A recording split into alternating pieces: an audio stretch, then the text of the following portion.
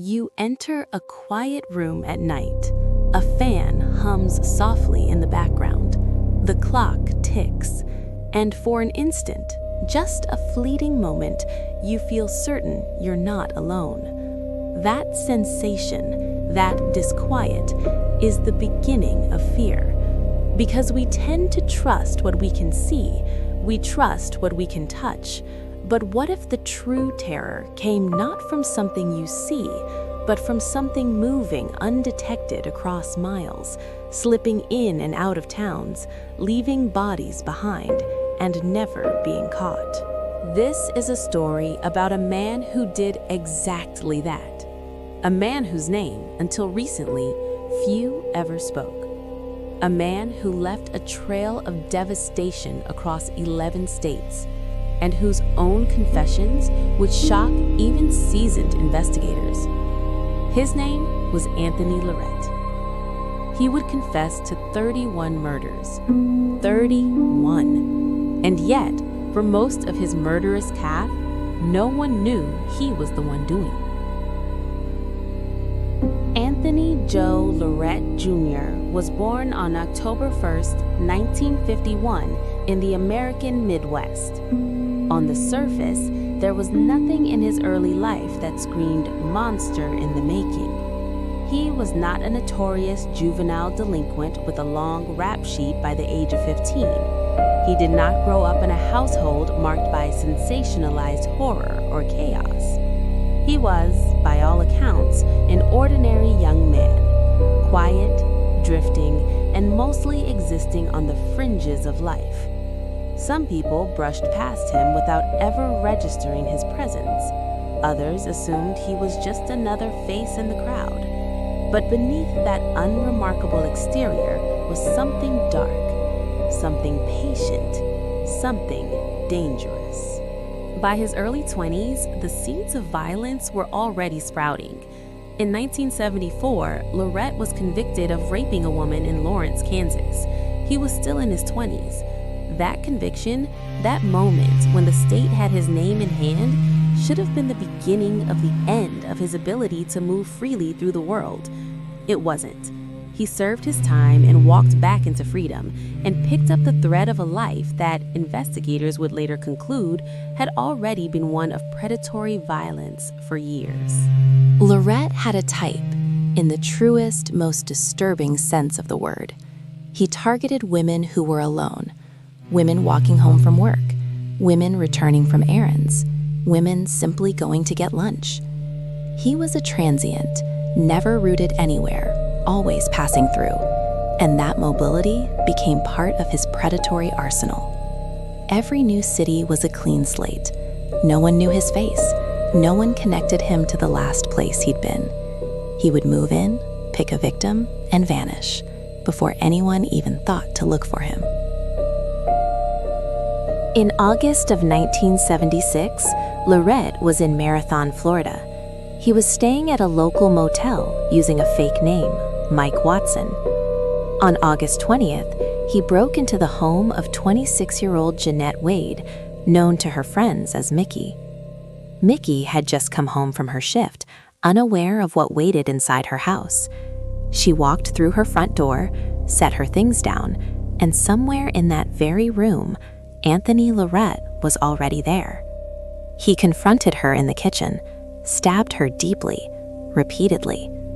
Then, without hesitation, he cut her throat before walking out and disappearing into the sweltering Florida heat.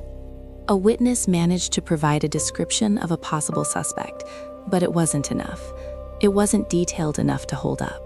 LaRette slipped out of Marathon like smoke in the wind. He hitchhiked out of the city and kept moving. 3 days later, he was in St. Petersburg, Florida. There, he saw 52-year-old Betty Brunton, a woman who worked at a local cemetery. She was walking home to get her lunch when LaRette spotted her. He followed her, watched her go inside her house, and when she didn't come back, her coworkers grew worried. They thought maybe she had fallen ill. They called for an ambulance. Paramedics arrived expecting to find a sick woman, and instead found a scene that would stay with them for the rest of their lives. There was no sign of forced entry, no sign of a struggle. Betty Brunton had no idea what was coming until it was already upon her. Her murder remained unsolved for years, a blank file on a desk, a community left with unanswered questions. By the end of 1977, LaRette had moved on again, heading north and west, hunting. On December 7, 1977, LaRette was in Kansas City, Missouri. He spotted 24-year-old Beverly Wortman, a reporter and photographer, walking back to her apartment after a simple errand, buying cigarettes. She stepped out for those few minutes. An argument could be made that it was one of the most ordinary things a person can do, and yet she never made it back inside safely. LaRette followed her into her apartment building. What happened next was extraordinary in its savagery, even by the grim standards of his past. He stabbed Beverly 19 times. Then he slashed her throat. Then he walked out. In the immediate aftermath, police picked up a 24-year-old man who had been sitting near the apartment reading his Bible. He was questioned, frightened, and completely uninvolved. He was released, and the case went cold. LaRette's drift continued. By May of 1978, he was back in St. Petersburg. There, 60-year-old Helen Hall, a woman from a prominent family in the greyhound racing world, was found bludgeoned to death in her bedroom by her son, Richard. Her Lincoln Continental was stolen. Investigators could find no motive, no forced entry, no real leads. Another family destroyed. Another case filed away as unsolved. Then, in November of that same year, LaRette was in Manhattan, Kansas. 26-year-old Tracy Miller, a secretary at a local law firm, did not show up for lunch with her colleagues.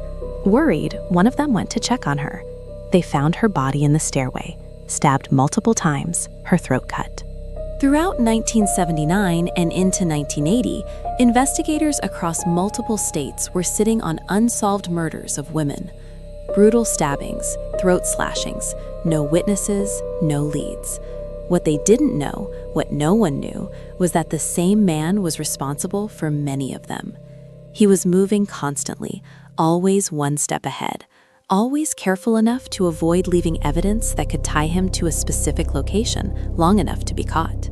He claimed later to have committed murders in Denver, Colorado, in Biloxi, Mississippi, 2 of them, in Omaha, Nebraska, in Morgan City and Grand Isle, Louisiana, 3 separate cities, 3 separate victims, in Dallas and Houston, Texas, in murders that would later be linked to him as well. LaRette spoke about killings on the interstate between Virginia and Maryland, and about murders in Illinois where he couldn't even remember the exact towns anymore because there had been so many. And the truly horrifying part? Most of those cases were never connected. The victim in Denver had no apparent link to the victim in Biloxi. The woman killed in Omaha had nothing to do with the woman killed in Houston. They were separate tragedies, investigated by separate departments, none of which believed they were looking for the same man. LaRette moved like smoke. He hitchhiked. He used fake names. He borrowed cars. He worked odd jobs just long enough to have a reason to be in town. And then he vanished before anyone could think to look twice at him. And every time he found himself in a new place, he would find a woman who was alone. Because that was always the pattern. Women alone, women vulnerable, women who made the mistake of being at the wrong place at the exact moment Anthony LaRette decided he wanted to kill again. By mid-1980, the body count was staggering. This was before nationwide criminal tracking systems, before the kind of forensic coordination that might have identified him years earlier. And then, on July 25, 1980, LaRette made his first real mistake. He arrived in St. Charles, Missouri, visiting a friend named Richard Robinson. He borrowed Robinson's car, a yellow Buick convertible, a vehicle that stood out in a way his usual stolen cars and hitchhiking never did. That afternoon, he spotted 18-year-old Mary Fleming walking home from the supermarket with her groceries. She was returning to her parents' apartment, young and full of life, loved by everyone who knew her. Her brother would later write a book about her, calling her the girl who had no enemies. LaRette followed her. He watched her go inside. He made sure she was alone. Then he crept into the apartment. He ripped off her clothes in an attempted assault, stabbed her twice in the chest, and slashed her throat before fleeing through the front door. Mary Fleming, wearing nothing but a bikini top, managed to run from her apartment and make it to a neighbor's doorstep before collapsing. An ambulance was called. She was rushed bleeding to St. Joseph Hospital, fighting for her life. She died from her wounds. The investigation initially went nowhere. No apparent motive, no clear suspect. But 2 days after the murder, police released a sketch of a possible witness based on descriptions from the neighborhood. The sketch included details of a vehicle, a yellow Buick convertible. Almost a week later, the man depicted in the sketch was identified as Anthony LaRette. People who knew Richard Robinson recognized the car. They recognized the face. They knew LaRette had been visiting, and they knew he had borrowed that exact car. When Robinson heard about the murder and saw the sketch, he didn't wait. He called LaRette directly. And LaRette, perhaps out of arrogance, perhaps out of a twisted need to confess, perhaps simply because he didn't believe he would ever truly be caught, told Robinson everything. He explained exactly what he had done to Mary Fleming. He described it in detail.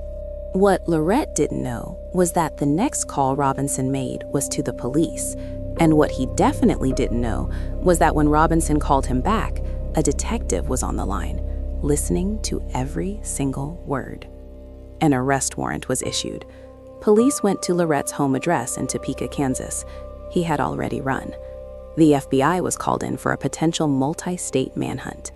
And then, less than 24 hours later, Anthony LaRette was found at his sister's house. When he realized it was over, he tried to take his own life, slashing his neck and wrist with a blade in a desperate attempt to escape justice. The wounds were not deep enough. He survived. He was taken into custody alive, and over the next several months, the full weight of what he had done was about to start coming to light. LaRette was returned to Missouri, held on a $500,000 bond, and charged with capital murder for the killing of Mary Fleming. Detectives immediately discovered something chilling in his background. He had a previous conviction for raping a woman in Lawrence, Kansas back in 1974. He had done time, he had been released, and he had gone right back to doing what he had always done. Within days of his arrest, the St. Charles prosecutor upgraded the charges to capital murder, making LaRette eligible for the death penalty. But the implications were already spreading beyond Missouri. Riley County Police in Kansas and the Kansas Bureau of Investigation executed a search warrant on LaRette's apartment and vehicle in connection with the unsolved murder of Tracy Miller, the young secretary who had been found stabbed to death in her stairway back in 1978. After the search, investigators announced they had found items that could link LaRette to the Miller case and declared they would be investigating him for other unsolved murders across the state. The net was tightening, but LaRette wasn't going quietly. In September 1980, while awaiting trial, he attempted to escape from jail by cutting through his cell lock with a hacksaw. The attempt was foiled by another inmate who informed the guards, and LaRette was stopped before he could get out. Then, in April 1981, came something even more brazen. LaRette conspired with his own father, Anthony Sr., to orchestrate a deadly escape plan. The idea was simple. LaRette would fake a serious illness, be transported to a hospital for treatment, and while in transit, hired men would ambush the transport, kill the guards, and free him. Anthony Sr. went looking for someone to help carry out the plan. He offered $400. The man he approached was a police informant. The entire plot was relayed to authorities before it could ever be executed. Both father and son were charged with conspiracy to commit murder. At LaRette's murder trial, which began in August 1981, the prosecution presented color crime scene photographs to the jury. Images so brutal, they illustrated exactly what kind of violence Mary Fleming had endured in her final moments. LaRette's defense strategy was to claim he had been the accomplice of a male hitchhiker and that the hitchhiker was the actual killer. Prosecutor Donald Cole tore that story apart. He pointed out that LaRette had already given two completely different versions of events. In the second version, LaRette admitted he was solely responsible, but claimed Mary Fleming's death had been an accident. The jury didn't buy it. After just 1 hour of deliberation, they returned a guilty verdict with a recommendation of death. LaRette showed no visible emotion. For 9 years, he sat on death row at Potosi Correctional Center in Missouri, saying almost nothing. He didn't cooperate with investigators. He didn't offer confessions. He didn't provide closure to the families of victims across multiple states who were still waiting for answers about their murdered daughters, sisters, wives, and mothers. He just sat there, becoming Missouri's longest-serving death row inmate, watching his execution date approach and recede as appeals crawled through the courts. Then, in 1988, everything changed. A young sheriff's deputy from Florida named Patricia Jewell came to see him. Nobody is entirely sure what happened in that first meeting, what was said or what dynamic formed between them. But after Jewell left, LaRette sent word to investigators that he was willing to cooperate. He was willing to talk about the other murders, the ones that had gone unsolved for years, the ones that were still haunting families and frustrating detectives across the country. But there was one condition. He would only talk to Patricia Jewell. So began a 6-year odyssey. Jewell made trip after trip from Florida to Missouri, sitting across from Anthony LaRette in a small room at Potosi, listening as he confessed to crimes that had destroyed lives more than a decade earlier. She took notes, she asked questions, she cross-referenced details, and slowly, painstakingly, she helped investigators across multiple states begin closing cold case files that had been gathering dust since the 1970s. Throughout all of it, LaRette kept a portrait of Patricia Jewell in his cell, the one person he had chosen to talk to, the one investigator he had decided, for reasons he never fully explained, to trust with the darkest secrets of his life. On November 29, 1995, Anthony Joe LaRette Jr. was scheduled to die. The day before his execution, a federal judge granted him a stay. There were questions about his mental competency, about whether his legal counsel had been adequate. For a few hours, it seemed as though the machinery might grind to a halt one more time. That day, LaRette gave his final confessions to investigators, a last accounting of 31 murders, 10 rapes, and 11 states. Then he ordered his last meal, a steak, a dozen fried shrimp, a baked potato, fried mushrooms, fried onion rings, and 2 cans of Coca-Cola. He ate. He waited. When the time came, Anthony LaRette was strapped to the table at Potosi Correctional Center and administered a lethal injection. His final statement was brief. He looked at the people gathered in that room, his own family, the families of his victims, and he said, "I'm sorry it had to come this way.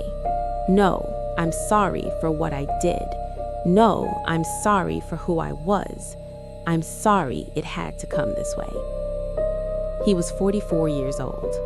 Anthony LaRette's body was gone, his reign of terror at an end, but the echoes of his violence lived on, in the hearts of those who lost loved ones, in the memories of communities forever altered, and in the countless unanswered questions that still lingered long after his death.